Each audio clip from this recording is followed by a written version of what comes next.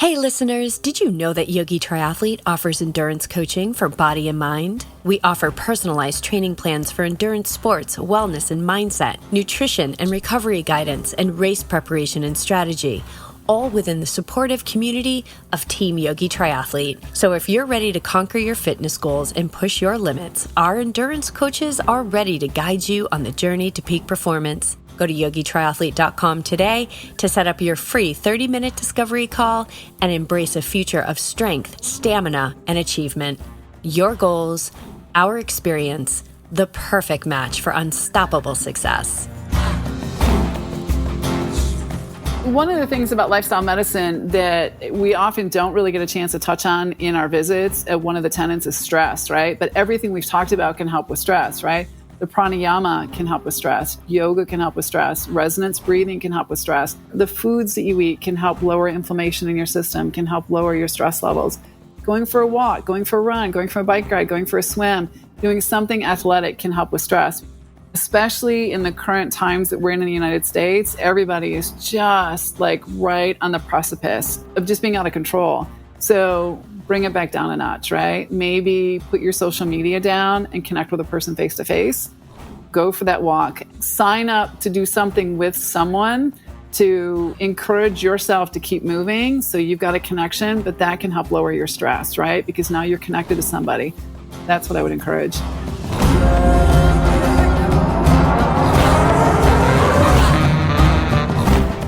Welcome back to the Yogi Triathlete Podcast. We are your hosts, Jess and BJ, and it's been 3 years since we connected with the incredible staff of doctors and founders at Love.Life Telehealth, formerly PlantBased Telehealth. Love.Life offers virtual integrated medicine in all 50 states, leading the convergence of nourishing food, evolved medical care, and precision wellness. It's been such a pleasure to interview these physicians over the years, but also to see athletes on Team Yogi Triathlete and listeners from this podcast community seek care through Love.Life to improve their overall health and longevity in sport. Today, we welcome Love.Life Telehealth Dr. Keary O'Connor to the show. Keary is an osteopathic physician, board certified in family medicine. She is a diplomate of the American Board of Obesity Medicine and the American Board of Lifestyle Medicine. She is a certified yoga instructor, pranayama educator, and certified in plant-based nutrition through Cornell and medical nutrition therapy through Columbia University. Dr. O'Connor has been an avid athlete most of her life, and she is passionate about promoting a whole foods, plant-based diet and lifestyle medicine because she has seen the benefits in her own lives and in the lives of her patients. It's been a minute since we've interviewed an esteemed member of the Love.Life Telehealth. So without further ado, let's jump in. Keary, welcome to the show. Thank you so much for having me. It's a real privilege. It's so great to have this collection of doctors come on and share their insight for us. And I think it's good that we had this kind of space here so people can resonate and sort of soak up the doctors that have been on, but now we get you. So thank you for being here. You're an athlete. Where did that start? Like let's go back a little bit and see where that started and then into your yoga lifestyle. So when I was an age group swimmer when I was younger and very, very good. And then, life takes a twist and a turn when you're a kid. And I sort of stopped in junior high and high school. I often wonder today if I had stayed with it, where it would have taken me. But I picked it back up in college. I had done a little bit of running and it's kind of half-hearted, but I had some injuries and I got back in the pool, swam on the college team. It was like Division III, nothing great. I wasn't that great.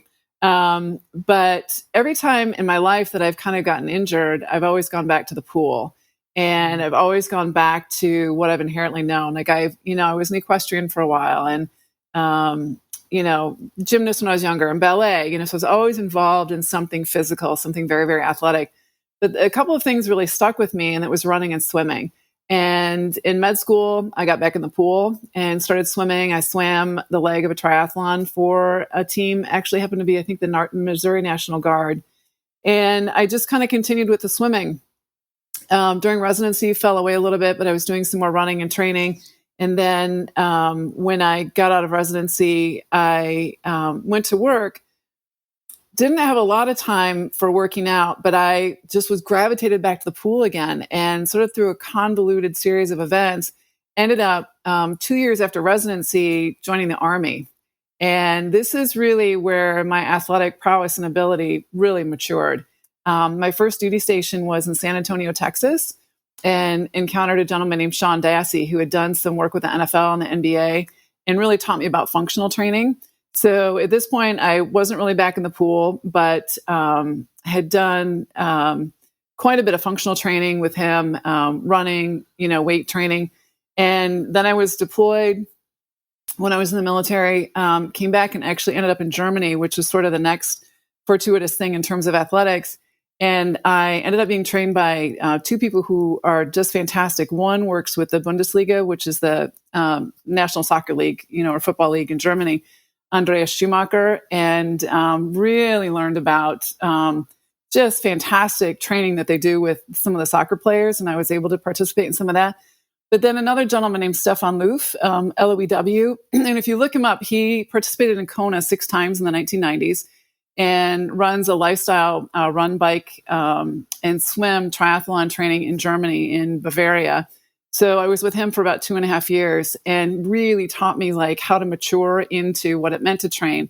So got back in the pool with him and ran and was doing a lot of lactate testing and just hundreds of kilometers on the bike. I've never myself competed fully, all 3 legs of a triathlon, but I've done all the training for it. But I've done the swimming legs for people before. And then when I came back from Germany, I actually joined a swim team in Northern Michigan, coached by Kathy Coffin-Sherd. And she had, I think, swam for University of Georgia and had done some Olympic trials. The discipline was just amazing. I loved it. So I stuck with swimming for a while, was doing some more distance running on my own. Didn't do much cycling when I came back to the States here. But it's really inherent to who I am, being an athlete. It's important to me. It's physiologically important to me, mentally important to me. And it has carried me so far through so many difficult situations. Now I'm in a position where I'm recovering. The last 3 years, I've had 3 major orthopedic surgeries, both shoulders and 1 ankle. So my competitive swimming's over. But at some point I may get back in the pool, but that's kind of where I turn to yoga, and we can, get to that in a minute. But it's just been a series of since I was younger, of always being physically active, always sort of having the drive to do that. But it wasn't really until I matured into my adult years that I was so fortunate to encounter the people that I did that taught me how to train well, how to have the mental discipline, and really what it meant. It's not just go harder and faster; it's train smarter, not harder. Right. And it's not running 30 miles every single day, dead sprint, or even doing a 5K as fast as you can out of the gate. It's about building your endurance first, building your stamina first, then working on your speed, working on your skill. Maybe you do a day of distance and a day of, tempo, a day of sprints or hills, but then you incorporate other things into it as well, too. And I loved the variety. My brain needs variety and diversity all the time. If I do the same thing over and over again, I get really bored with it. So these people were so great and just fed that insatiable desire. And what I'm learning now is I can only do what my body can allow me to do now with the injuries I've had and the surgeries.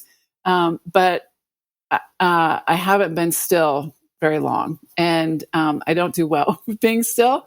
So I'm trying to find other avenues and other ways of being in that space and in that sphere. So, what a story. What is it about the pool that keeps pulling you back before your shoulders now? But what is it that kept pulling you back, even though, this is what's interesting, you like variety and, the different things in triathlon and all the sport, but you're doing lap after lap after staring at the black line over and over again. So what is it that's pulling you back? I think it's the one thing, aside from just distance running and just going out and running, 10 or 15 miles when I could do that. It's the meditative aspect of it. It's the sound of the water. It's that repetitive sound of my breath. It is very monotonous. It is very boring. But there's something about the regularity of it. There's something about the discipline of I've got to get in 3 or 4, 4,500 yards, whatever it is in this workout. And it's settling in and doing, because sometimes my personality is, I just want to, I want to get over something. I want to get through it. I don't want to, I don't always enjoy the process. So swimming, kind of like you have to be present in that process with every stroke and every lap and every set that you're doing. So there may be a set that I don't like, but it's like, all right, after this is the set that I do like. So, and I actually got into a while for like trying to create some workouts. Every once in a while, I would be the one where I could write the workout on the board and would do a little research, or I'd be, visiting another team because I was traveling. I'm like, oh, this is really cool. Let's see if our team can do that, and I swam on a couple of different teams, one in Northern Michigan and one in New Orleans. And not that I was the greatest swimmer, but I definitely was much better as an adult than I was in college because I had really matured into it and really understood it and had more discipline. And athletically, my body was a lot better because I had worked at it and I'd had really good people coaching me and training me. So it's a little off topic, but it's that meditative aspect of it. It really helped me settle my mind. It helped me to calm my mind. And if I had a really stressful day in the office, I could get in the pool and I could just work it out, right? You could just beat it out in the water. So that really helped my mental health. Mm. It's interesting. You had said, I often wonder, had I stuck with it, like where I would have gone.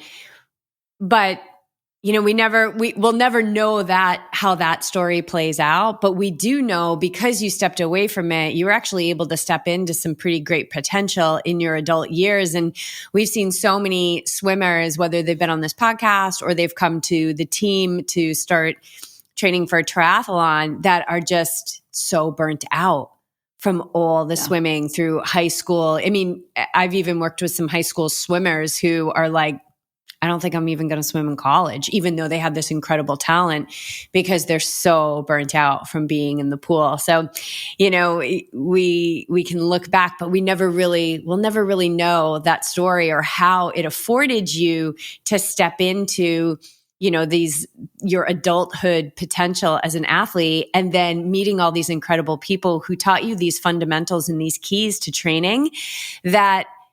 How did that inform you as a physician, as, an adult making their way in the world? So I think there's got to be a little bit of that, like, we got to trust the way that it unfolds, but to stay curious. Right. Yeah. Right. Yeah. And it's true. And I think it really has influenced my way as a physician. Maybe in some ways I've been a little myopic, like not understanding why not everybody doesn't embrace this, Totally. What do you not understand about this? But I have to understand too, people come from a very, varied backgrounds. And sometimes athleticism, like you said, they've been burnt out because they've been, really run into the ground as a youth athlete, or it wasn't valued at all. And people think, well, I can't. It's like with yoga. It's like, well, I can't do yoga. And the analogy that many people have used with me before, it's like, well, and I use sometimes with students is, before you took French class, could you speak French? No. So that you go to learn, right? And I think some people have the expectation that I can't do it unless I'm the best. And, when I got back in the pool as an adult, it wasn't great. But I do remember very distinctly having swam for a while, and one person that was on the team left for a while. They were traveling and came back, and they're like, wow, you've really improved, right? I didn't really notice it, but, other people did, because you stick with it, right? You stick with it and you get better and you learn more. I mean, there's still so much more. If I got back in the pool tomorrow, I would need a coach, because there's still so much more, to learn and to know and to do. And you never know it all. You can never do it all. But there is, I think, value in understanding what you have the capability to do and to push yourself to try and do that, right? There's a great validation in that. There's a great ability to build your own self-confidence where it may be lacking in other areas of your life. You're like, oh, I can do this one thing, I couldn't, do a downward dog or even, do a forward fold with my hands on the floor when I started yoga a year ago. Oh, great. Now I can. Right. And I think sometimes too, when people talk about yoga or even athletics, it's not so much the medal, or it's not so much the pose, but it's about what happens on the way to the medal. It's about what happens on the way down to the floor, right? And that's what I had to learn. I had to learn that. I'm still learning. But it's embracing that process and understanding that process. And it is definitely not linear.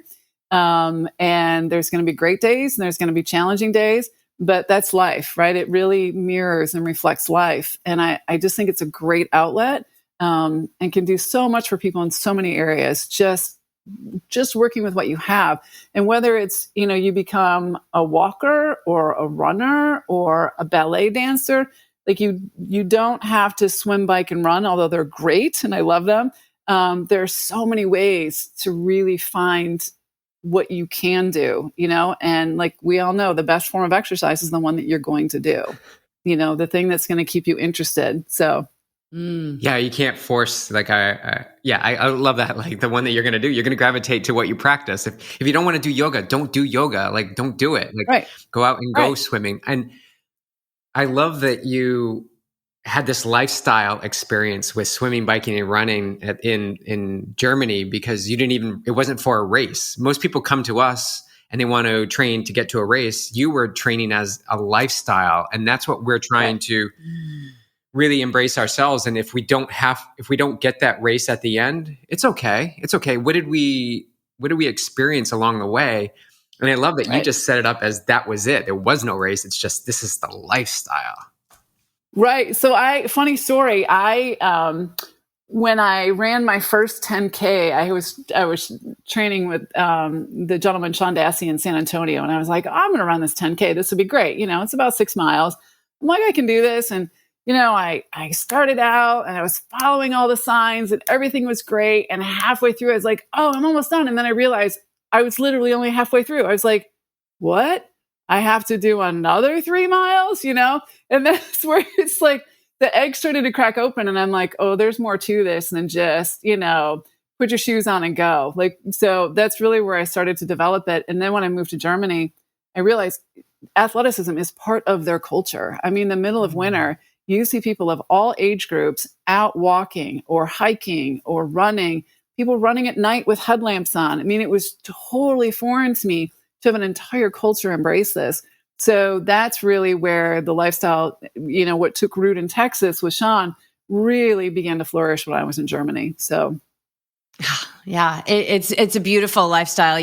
We always say, we're training today in our 50s because it feels good. And yeah, we have goals for 2024, but I also want to feel really good as I possibly can at 85, at 90, at 95, that there is a bigger picture. There's a future there. And perhaps when I was 30, I wasn't looking at it that way. But now that I'm 50, I most certainly am. What are you laughing about, I'm thinking BJ? about our investment. I was just thinking about that too. He's like, what's your plan? What's your plan moving forward? How, when's your life expectancy? 105, 110? We're like, oh yeah, let's. Yeah, our financial advisor has our death date at I don't know, we're 102 years old, and he's like, okay, we got to be putting more money away every month if you guys are going to live this long. But it's so true. Lotion is motion, I'm sorry, I said that backwards. Motion is lotion. Yes. Right. You've got to keep moving. Right. So after a few of my surgeries, where I had to be immobilized for 4 or 6 or 8 weeks, and starting back, super painful, working through, and I'm working through it with one of my shoulders right now because the surgery wasn't too long ago. I don't enjoy it, but I have to keep going because the alternative is immobility. The alternative is not being able to get back in the pool. The alternative is not being able to get back on a bike or to be able to do that downward dog. And these are things that will lead to rapid decline, right, in your lifespan if you are not moving, right? So we know being sedentary is not good for us. We know that social isolation is not good for us.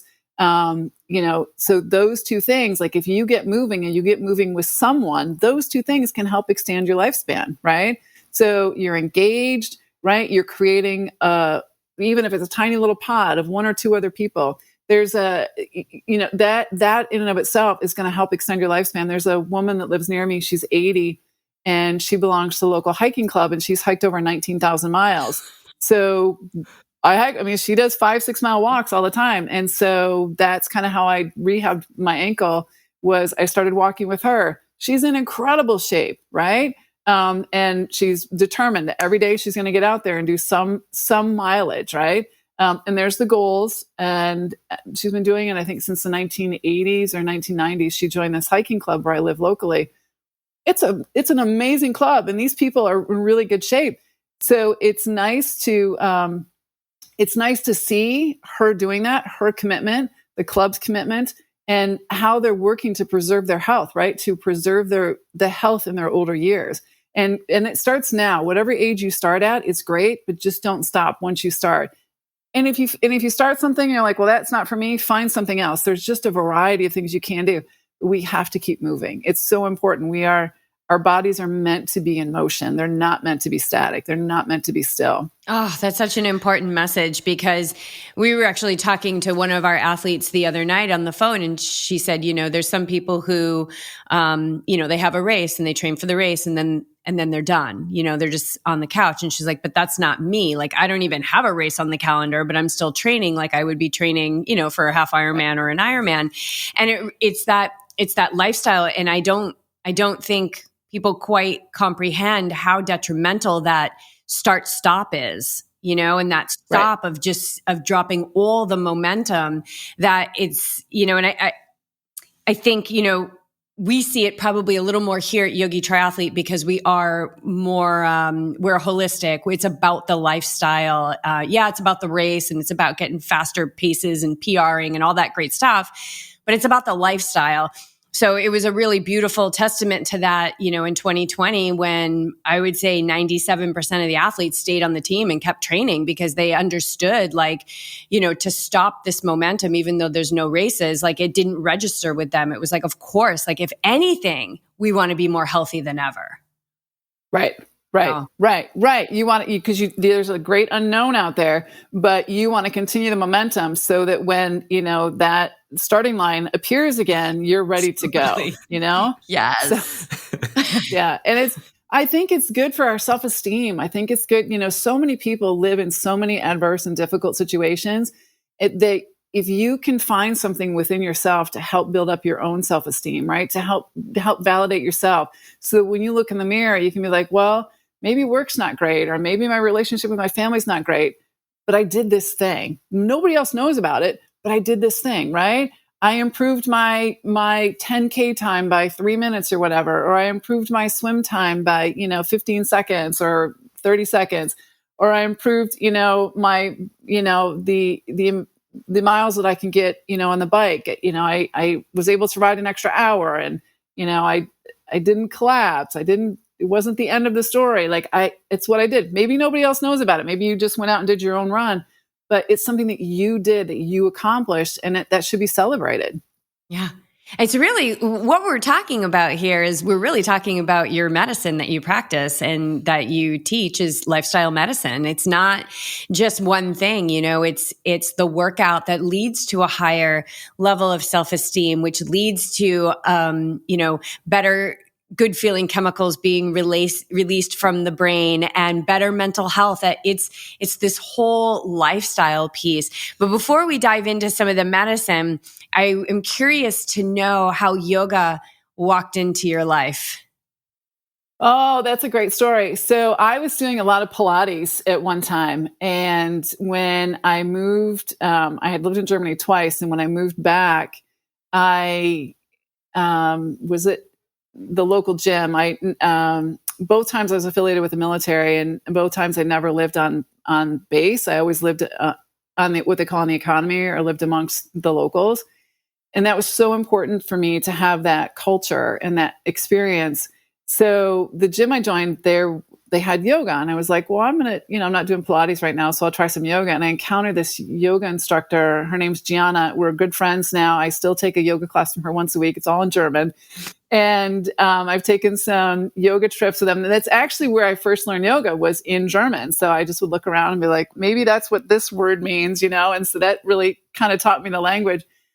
So just an incredible person, just the pace of her voice, the tone of her voice, the pace of the class just really resonated with my central nervous system and was so calming to me.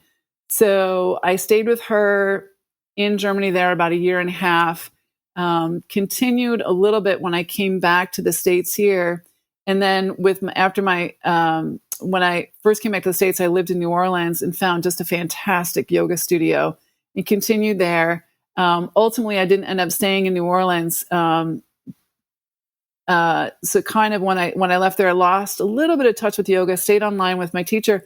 But then with my shoulder surgery, my first one, I thought, this is an opportunity for me to really, like, it forced me to slow down. It forced me to stop and sort of be present with myself. And while it was fun to like, oh, I can do this pose and I can do that pose, I didn't really get it until I started teacher training. And I was like, oh, wait a minute. I got to sit with myself. I have to be still.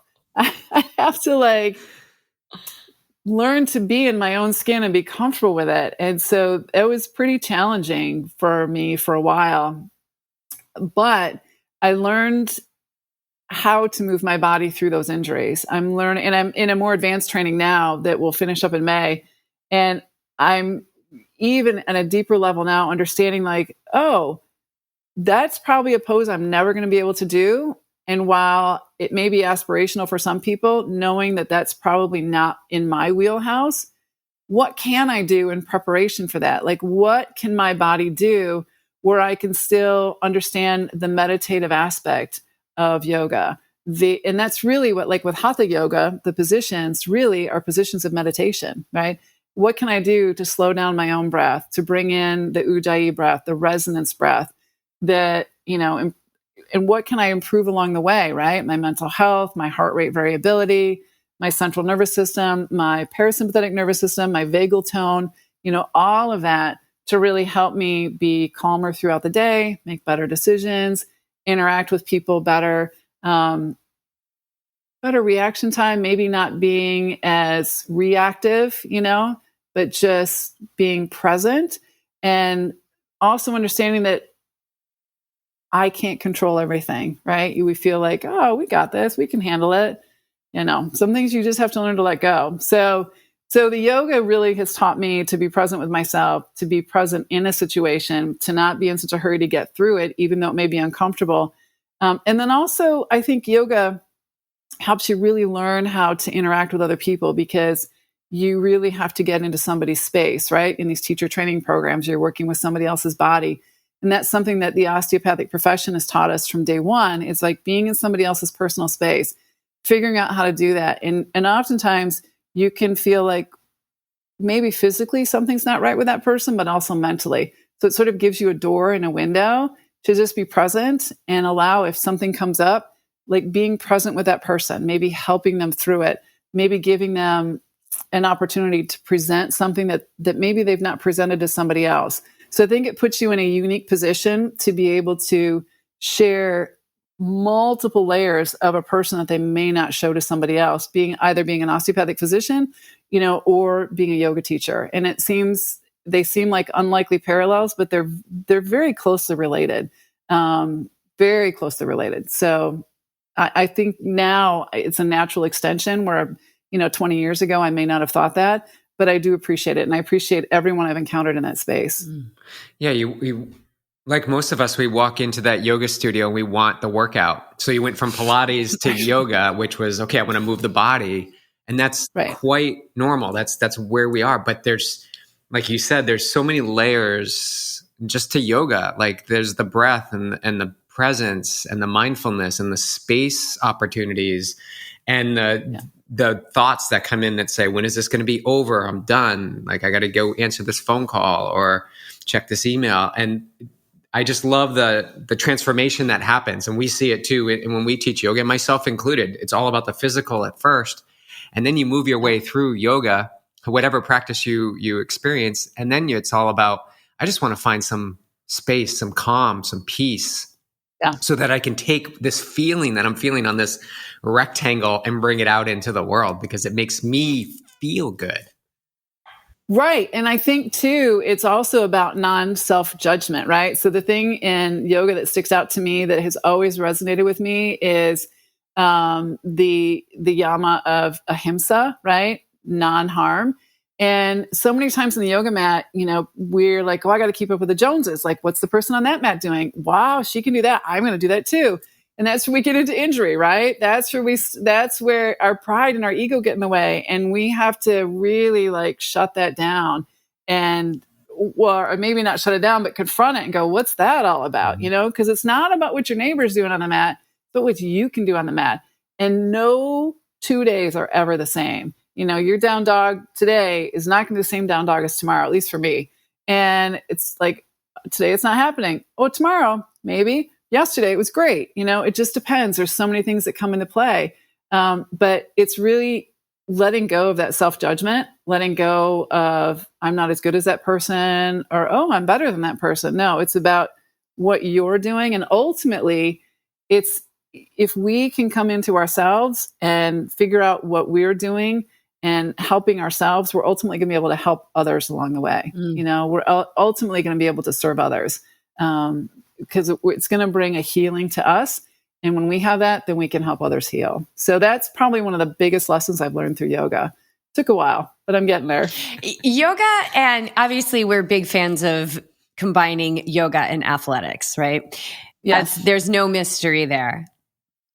Athletes are so tailor-made for yoga because athletes have this natural drive and will, right, to really embrace these practices, because it takes, in my experience, it takes a lot of will and drive to let go of self-judgment, to let go of comparison energy, to not indulge in those thoughts about what that person can do and what my body can't do in that moment.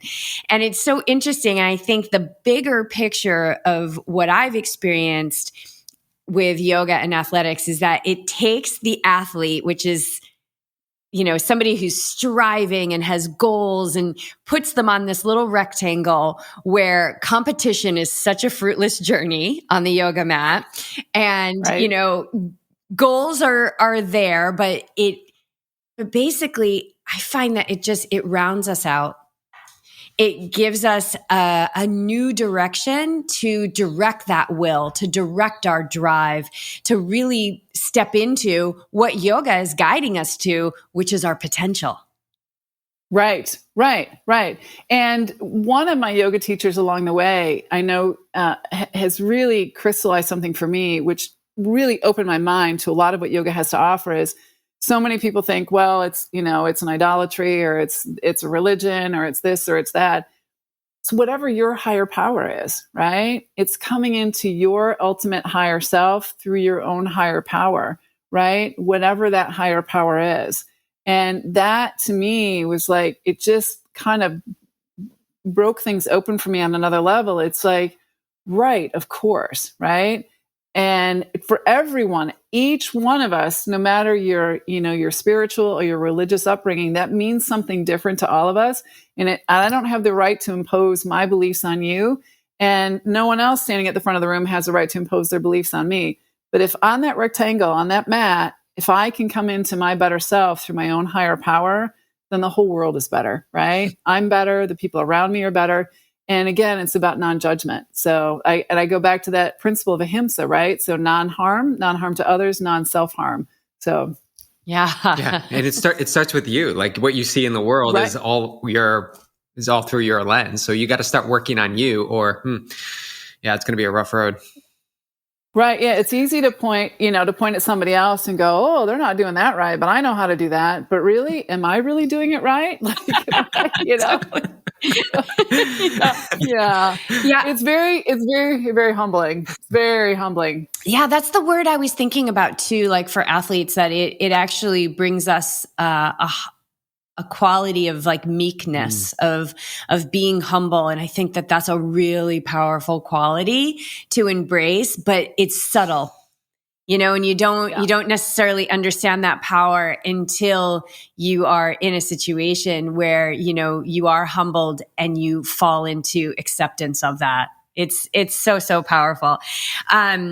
So speaking of non-harm, tell us about your whole food plant-based story, or just your plant-based story. Like, what was your diet look like prior to, going plant-based?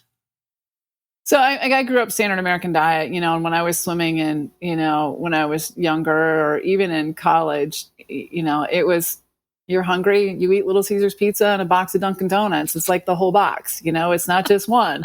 And I've always had a voracious appetite. I've always been blessed with a fairly good metabolism. But I can eat a lot, even now, not working out as much as I used to. So I have to be careful. But I had kind of worked over the years of just sitting back and sort of watching and evaluating certain things in my life. And about the mid 1990s, and this was long before I ever thought about medicine. Medicine's a second career for me. So in the mid 90s, I started to clean things up. I was like, all right, the processed foods have to go. And it's just kind of how I felt physically. And then, I went to med school early 2000s. I finished med school 2005, residency in 2008. And I was working out, but still eating, what everybody today says is clean, and really kind of watching things.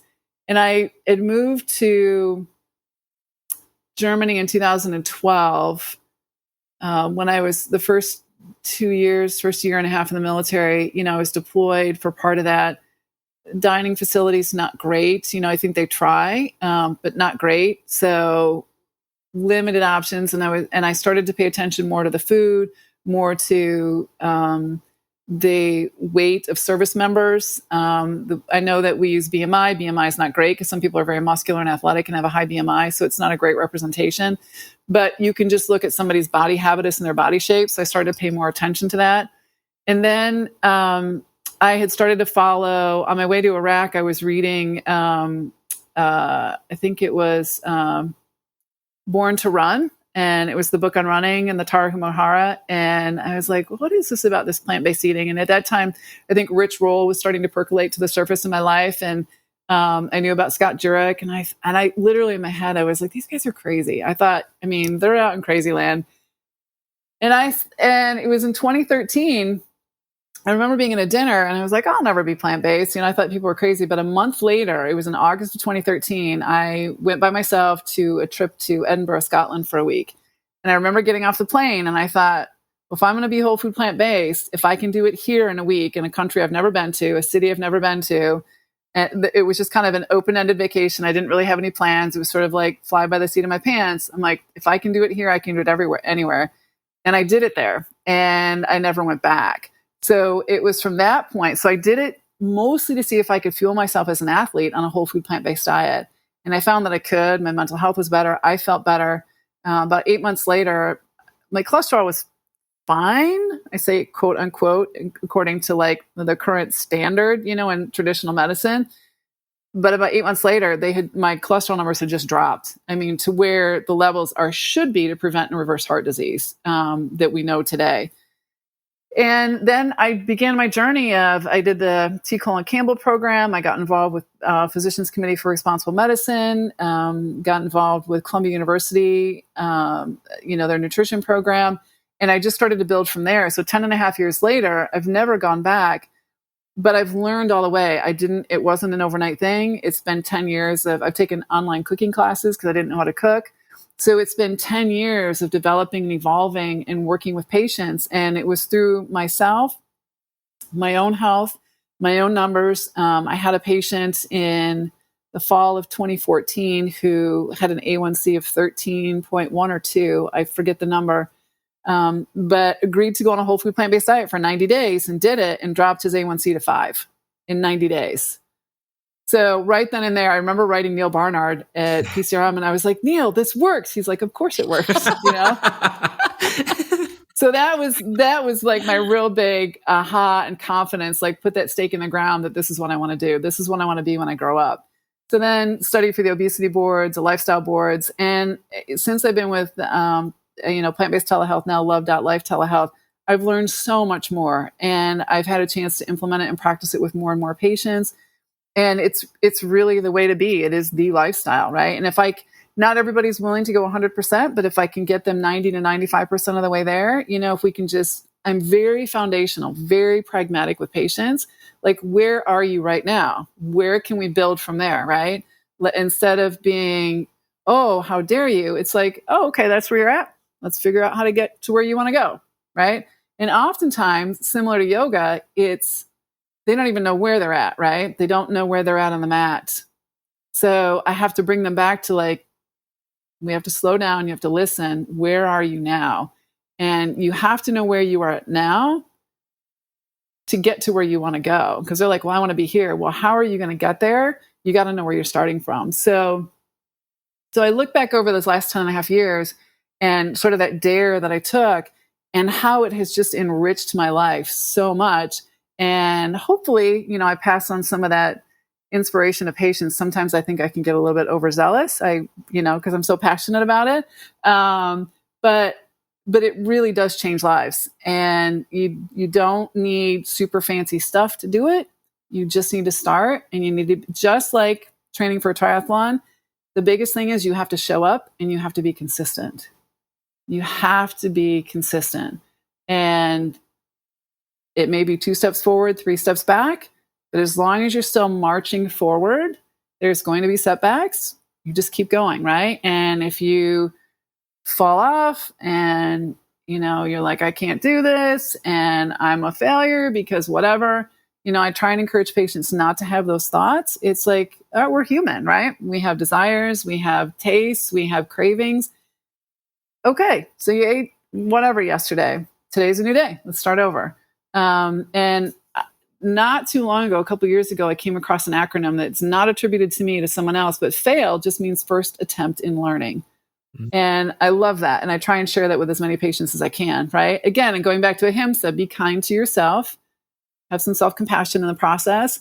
And so that's sort of a long-winded version of how I got to where I'm at today with whole food plant-based eating. That's an incredible story. And I'm glad you touched upon weight loss. And I know that you are diplomat on the American Board of Obesity.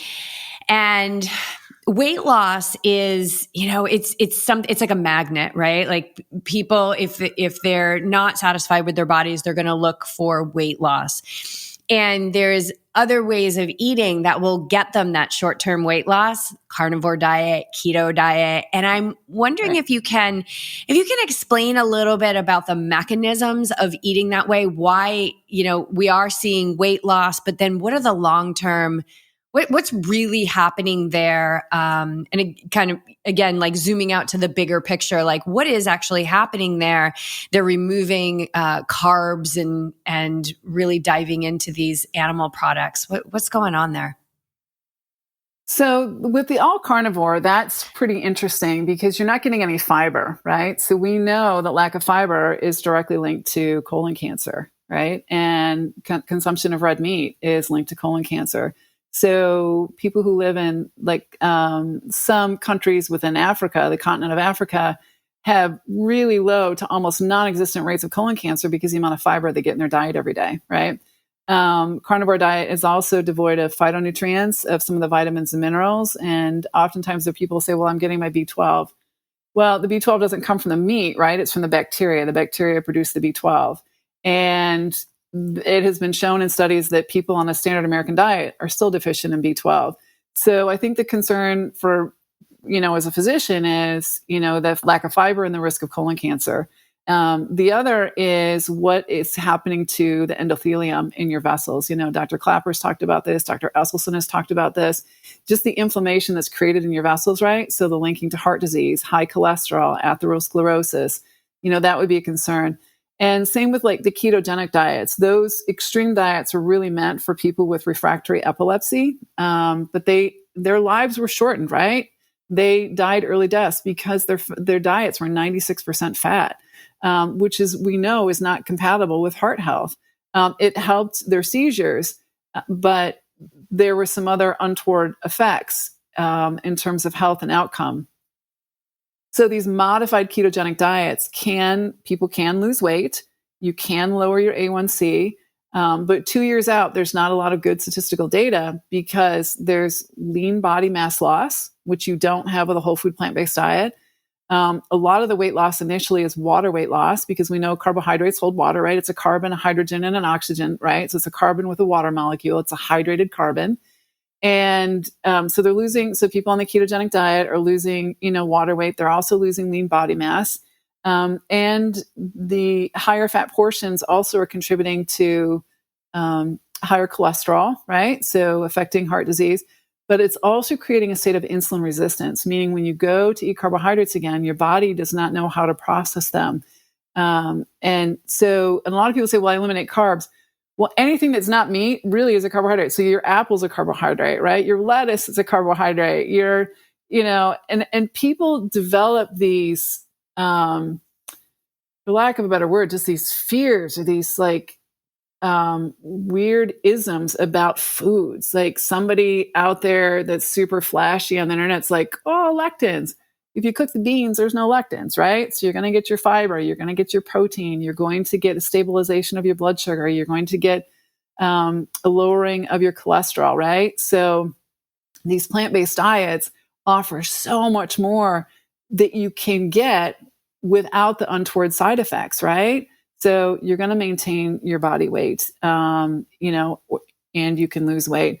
You're going to help your cholesterol, your blood sugar, your endothelium, right? Eating the greens is going to produce the nitric oxide, which, by the way, some pranayama can do as well, too. The nasal breathing, producing the nitric oxide, which is good for our endothelium and our vessels. So I worry that some of these diets in extremis, right? People are sort of falling at the altar of some of the influencers without really looking at the data and really closely looking at the data. There's one program out there that I know of that in order to achieve the results, they had to put people on metformin, but that was in the fine print that most patients are not going to read, right? And I heard two physicians from Canada, I think it's called Talking with Docs on YouTube recently, and they said extraordinary claims require extraordinary evidence. And I really follow that. Like I want to be with patients very pragmatic. And it's like, look, there's a lot of what I call sexy sells, out there on the internet, but you have to really do the research and the reading yourself. Look for the evidence. Getting healthy is being very pragmatic. It's doing those, the basic things that are going to get you to your goal, but being consistent with it every single day. And I've often had people come with bags of like 25 different supplements that they're taking. No evidence for any of them. Like there's good evidence for like B12 and D for almost anybody in the population, right? Whether you're whole food plant-based or not, for various reasons, medications, health status, age.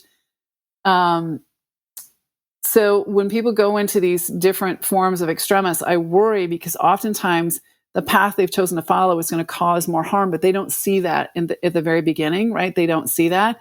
And often they become so wedded to, this person or that person, that they shut everything else out. And I see that with patients consistently.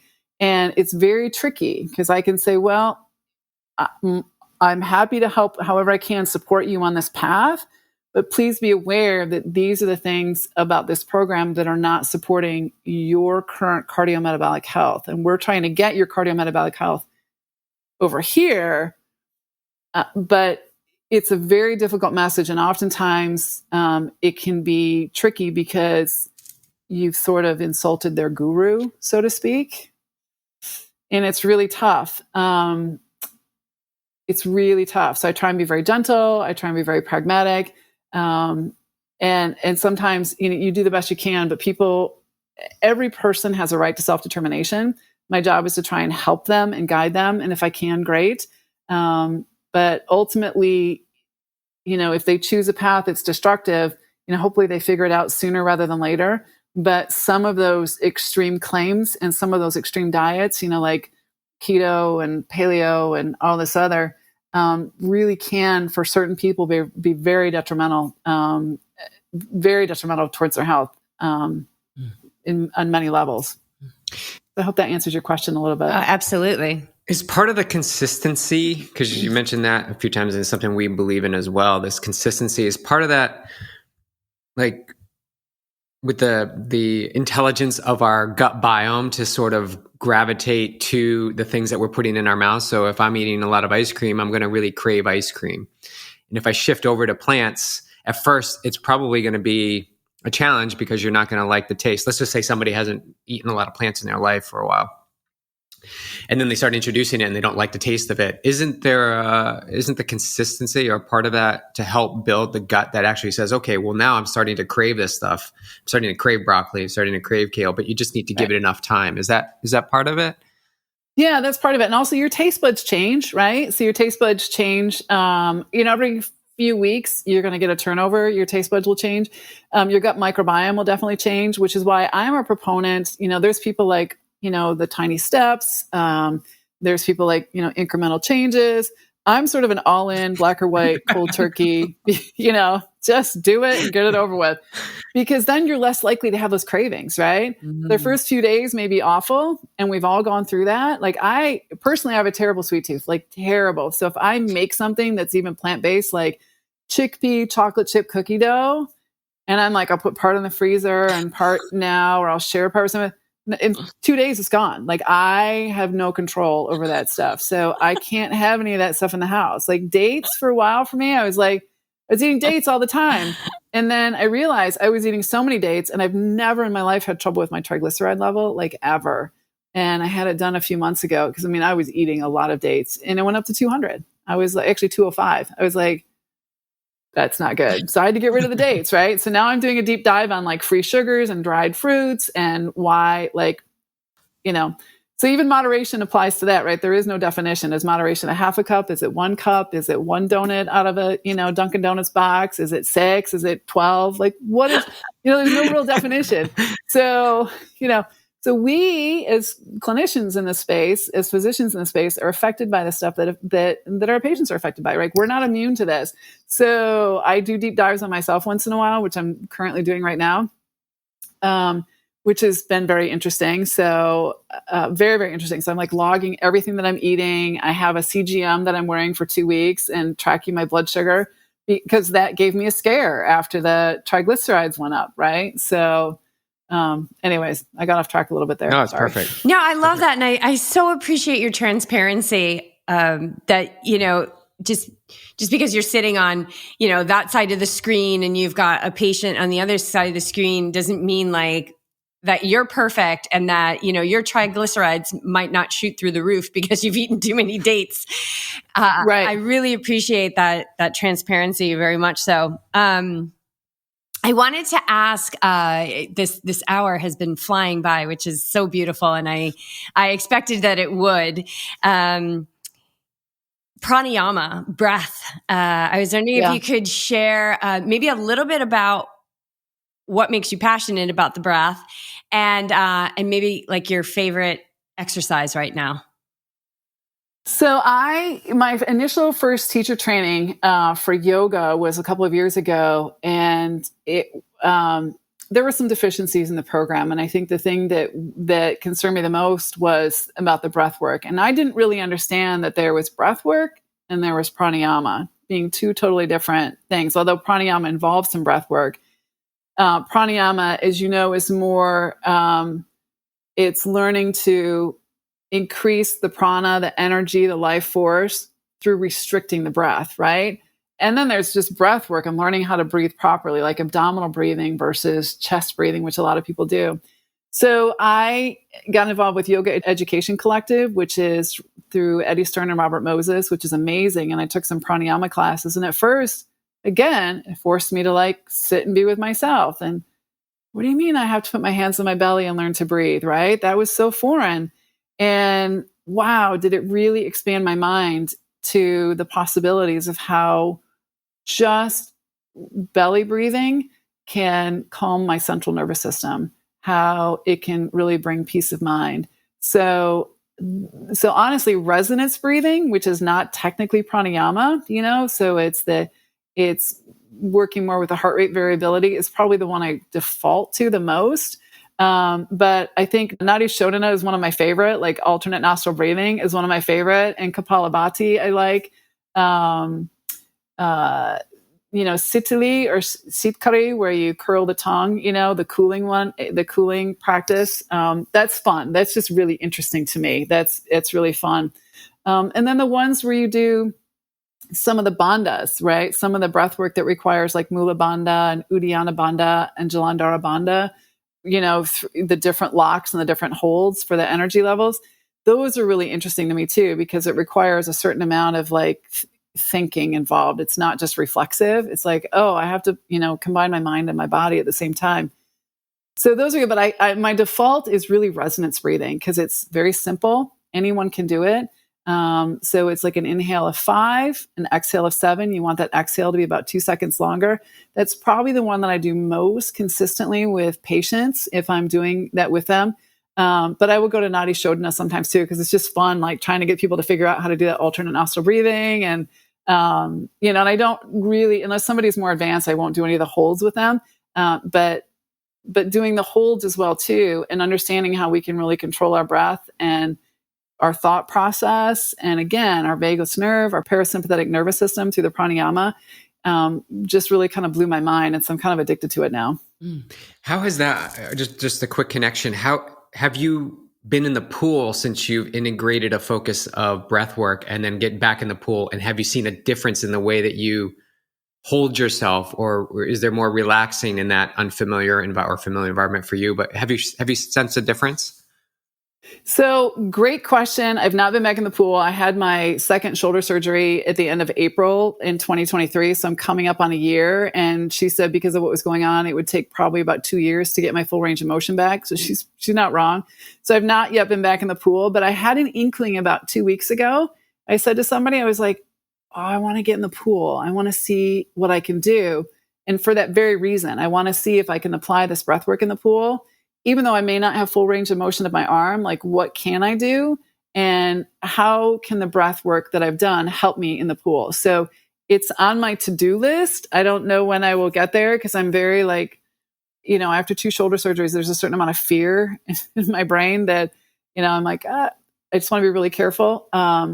So we'll see. We'll see, but it is on my agenda. It's on my list of things to do. Great question. Yeah. And I think to more fully answer your question about consistency, I got a little sidetracked, which is very typical for me. It's going back to the foundation. So if you're starting a program, right, it's whether you're training, athletically or nutritionally in the kitchen, having something that's a reminder that brings you back to your baseline. Like I know someone who works at Plant Strong, Lori Kordowich, I attended one of their Plant Strong retreats 2 years ago. It was so good. And she has a mantra, but first broccoli, right? So when she has a craving or she gets off track, she's like, but first broccoli. She has to eat some broccoli. So putting little like tripwires in your path to keep yourself consistent, I think really helps. It can really keep you on the path and be like, all right, I had that chocolate chip cookie dough, but next time I'm going to have broccoli because I'm going to get myself back on track, right? Because that's going to keep me consistent. It's going to keep me doing what I need to do to move forward. I love that. I love that. Too. We just had a woman here. It just thought about this. We just had a woman here who came in for a weekend and did a retreat with us, just an immersion into yoga, meditation. We cooked. Everything takes place at our little loft here. And we served up for breakfast. We did a quinoa bowl with fresh berries and nuts and seeds and some dried fruits. And then we put microgreens on top. And a little bit of nut butter. And she was like, whoa, like we're putting greens on the quinoa. And she loved it. And she's been sending us pictures. She's making her quinoa bowls in the morning now. Yeah, it's incredible. But I love that. Like, but broccoli first. And I think that's such a great tip too. Like we have a cookbook, and in our cookbook we have it's called What the Kale Oatmeal. And you're putting, as the oatmeal is just about done, you're just throwing a bunch of shredded kale in there and mixing it all up. So now you're kind of steaming the kale up. It's turning this gorgeous, vibrant green. And now you're getting all this kale in your oatmeal, and it doesn't have much of a taste. So you don't really know it's there. Yeah. And the great thing about that is I tell patients do this all the time when they're wearing their continuous glucose monitor, eat what you normally eat, then eat what you normally eat, but add greens to it because it will lower and stabilize their blood sugars. So for people that really struggle with blood sugars, adding greens to anything can really help and really make a big difference. Oh, I like that. So it's a great idea. Yeah, I love that. That's a good tip. As we wrap this up, any other tip within any of the aspects of lifestyle medicine that you'd like to throw out there for our community of athletes? And there's a lot of people that listen to this that don't identify as an athlete in this community. So I would think one of the things about lifestyle medicine that we often don't really get a chance to touch on in our visits, one of the tenets is stress, right? But everything we've talked about can help with stress, right? The pranayama can help with stress. Yoga can help with stress. Resonance breathing can help with stress. Going for a walk, going for a run, going for a bike ride, going for a swim, doing something athletic can help with stress, because we know that stress, and we're coming up on a heart health month starting tomorrow, can lead to heart disease, right? Can lead to heart attacks, can lead to strokes, right? So And especially in the current times that we're in the United States, everybody is just like right on the precipice of too much stress, but of just being out of control. So bring it back down a notch, right? So maybe put your social media down and connect with a person face to face. Go for that walk. Ask your 80-year-old neighbor, like, I don't want to do the 6-mile walk today, but do you want to do a 2-mile walk with me? Right. Sign up to do something with someone to encourage yourself to keep moving. So you've got a connection, but that can help lower your stress, right? Because now you're connected to somebody. So really working on the foods that you eat can help lower inflammation in your system, can help lower your stress levels. So I would say, if I had a chance to, to do that all the time and talk to people about stress, I would. So whatever you can do, and again, everything we've talked about here today can really help people lower their stress and kind of dial it down. That's what I would encourage. Amazing. Thank you so much. Thank you. I really appreciate your time. It's been so nice chatting with you. And I told you, you're the perfect guest for this podcast. Well, thank you very much for the opportunity. And I will promote you as much as I can in the best way I can and get the word out and let people know about you. And hopefully I can bring more doctors to your platform that you can interview. Oh, excellent. Thank you so much, Dr. O'Connor. We really, really appreciate your time today. You're welcome. Thank you.